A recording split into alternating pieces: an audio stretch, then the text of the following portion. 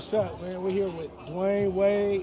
What's up, y'all? I'm Fifth overall, setting up my blog. 2003 NBA draft pick, three-time champion, just legendary, NBA player. Man, one of the best guards in the league. What's up? How you doing? Man, I'm doing great, man.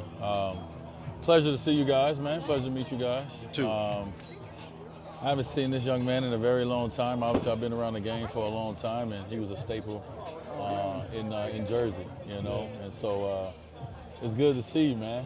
Good to see you. How's everything? How's life? Everything's good. Everything's great, and just having fun. We're doing this podcast. Yeah, and, bro.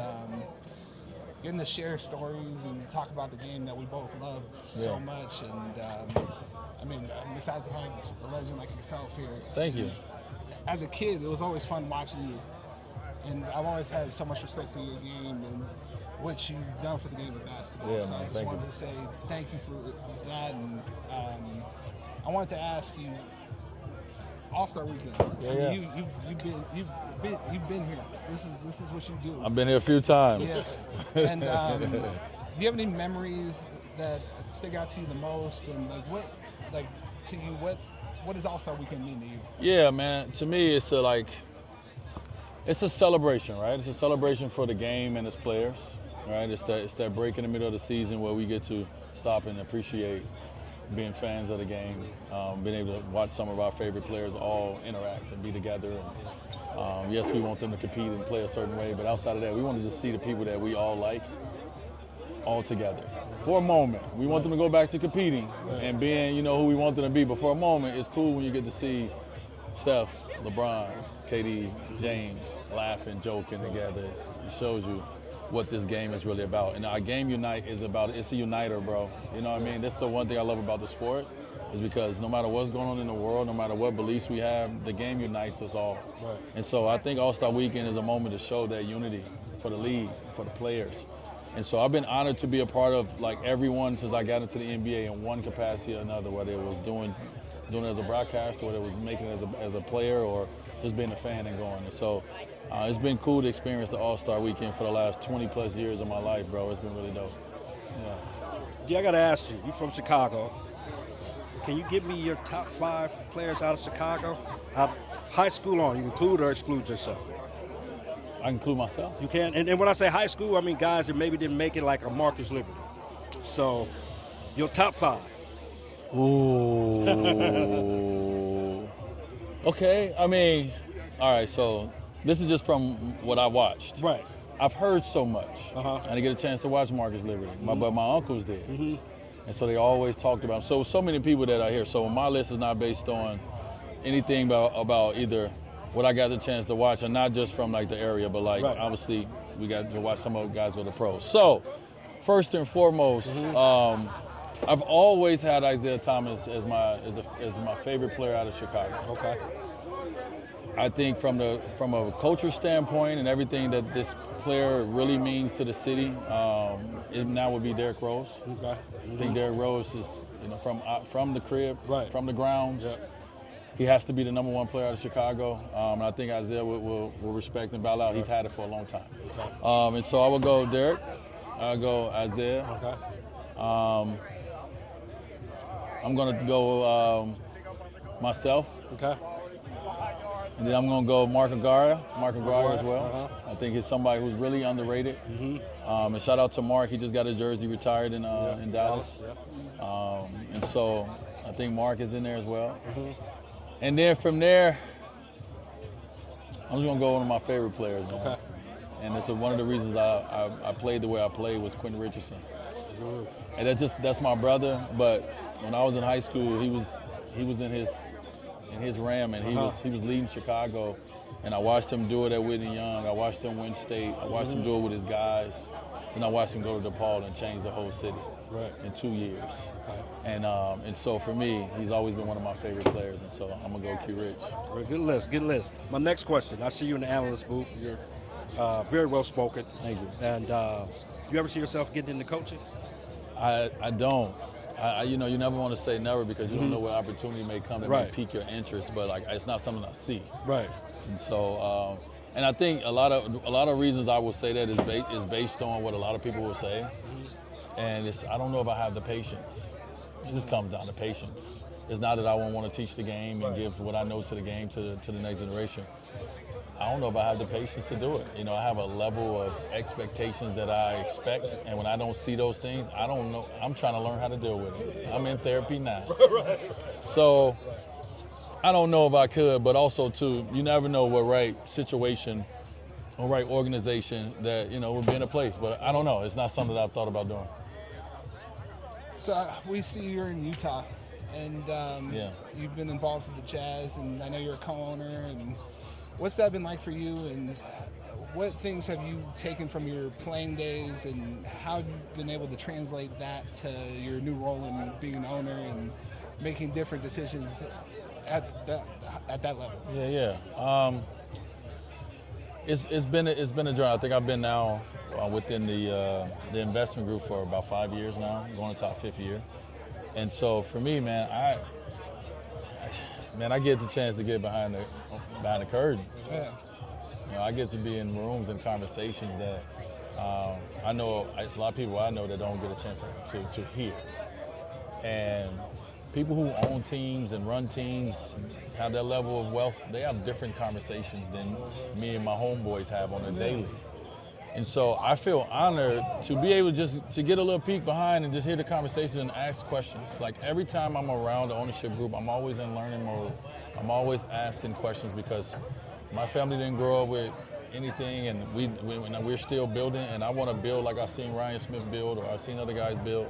And so I'm asking questions of how can I, in my own world, in my own lane, how can I continue to build? And so to me, man, I'm just such in a place in life where like I'm a part of like wealth management conversations now, because I always thought wealth management was just like to grow your wealth. Like that's what I thought it was coming from the hoods. Like, oh, you got to get it.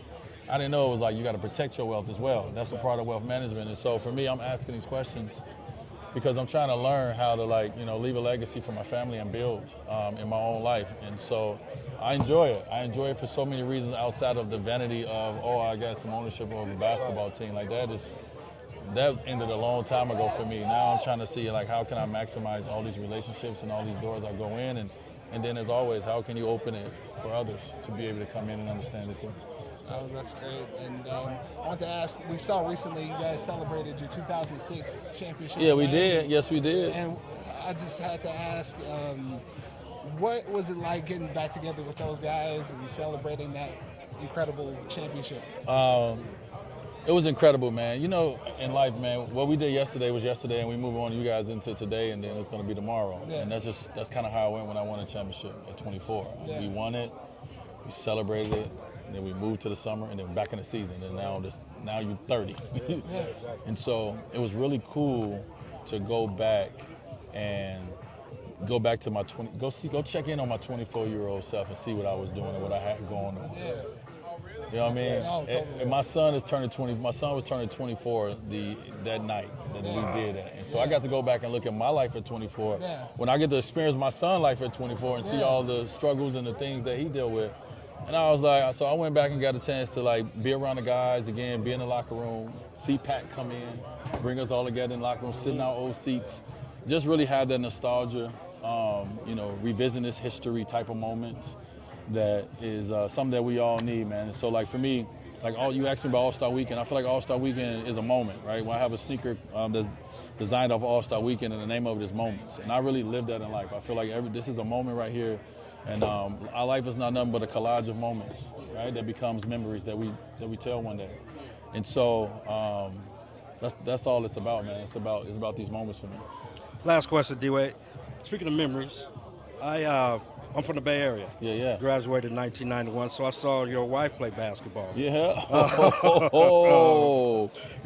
You ever played against her? You ever share the story? She got a good little game, right?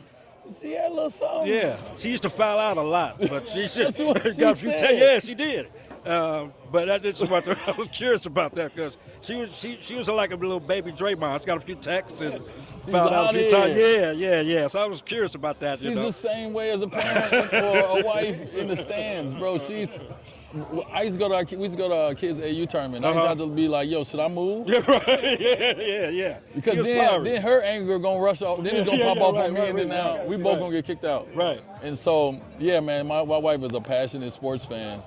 When we first got together, we'll mix it up in the gym. Yeah, we're going there. She thought she could shoot free throws better than me, but it's cool to be in relationships with people that have the same love that you have, and so it's dope that my wife loves basketball. But it's dope that you've seen it because everything she said, you just said. She said she was a hothead. Yeah, she was. Yeah. I like that. Oh, come on, Kyle. We can deal with a couple texts. Give me a hot head. Yeah. And then just last question for you. I see you got the nail polish here. Can you tell us a little bit about the brand? What inspired you to get into it? Well, this is Tuff Crowd. Oh, okay. Yeah, this is brand. So BJ, BJ gave it to me. So this is something that they're doing. Okay. They're doing a couple colors. Do you still have your? I know you were breaking into it for a while. I don't know if you still. No. I didn't end up entering and doing my own thing. Okay. I just it's a part of my creativity when I decided to put it on, but it's also something I share with my daughters and things of that nature. But it's cool, man. It's an expression of art, bro. And people take things a little too far and a little too serious. For sure. And like people get tattoos, and you do whatever you want with your body, and and it's your body to do what you want with it. So when a man decided to put it on, it's nothing more so than him expressing a form of his creativity and how he want to show up in this space. It doesn't mean it goes into any other part of his life. And so for me, man, I love creativity. Look at this room. You know what I mean? Look what BJ have brought here into out here to the Valley, man. This is really cool, and so that's what I'm here for. So thank you guys for letting me come in, man. Let me just say, shout out to BJ, shout out to Tuff Crowd, shout out to the family. We're all entering this space. I think we're all getting, Tiger obviously brought us into it, and now I think, as now the world has shifted a little bit, we are allowed a little bit more, and so I know the brand is not allowed. Because we have to break through, but we always got to break through, and that's fine. And so here we are now, and so to be able to be here and see BJ, how he's customized this, how many sponsors that you pull up, and see how he brings community with him. That's what this game is about. That's why I'm in this game. That's why I love this game, because what we can do with it, the tool of golf. And so it's really, really cool, man. So appreciate you guys for having me. Appreciate you for coming out, man, and spending some time with us. Good to see you, bro. Always, thank you. Great. Love. Yep. Love, man. See you guys, bro.